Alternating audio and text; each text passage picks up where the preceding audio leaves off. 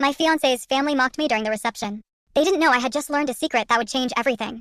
I always imagined my wedding day would be one of the happiest days of my life. Instead, halfway through the reception, I was sitting at the sweetheart table trying not to cry into my champagne. My name is Emily, and 3 hours earlier, I had married the man I'd been with for 5 years, Jason. The ceremony itself had been beautiful.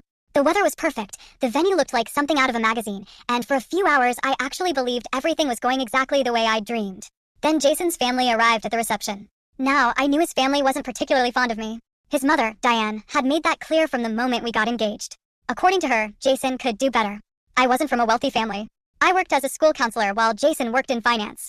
His family came from old money, country clubs, and private schools. Mine came from hard work and student loans. Diane never outright said I wasn't good enough. She just found creative ways to imply it. At family dinners, she'd ask if I was still working that little counseling job. She'd compliment my clothes by saying things like, "You always make affordable outfits look so nice."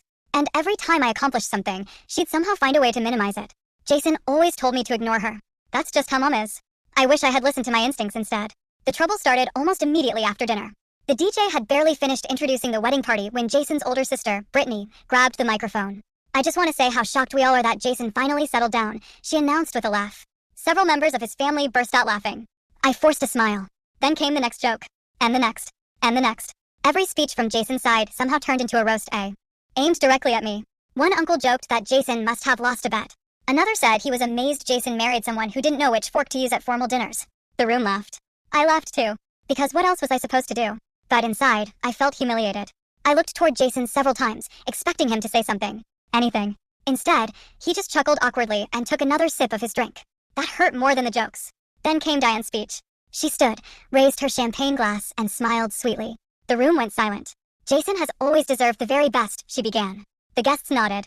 And while life doesn't always give us exactly what we expect, the room erupted with laughter before she'd even finished the sentence. My stomach dropped. Even some of my own guests looked uncomfortable. I could feel my cheeks burning. But Diane wasn't done. "Oh, don't look so serious, Emily. We're only teasing. Only teasing." The favorite phrase of every bully.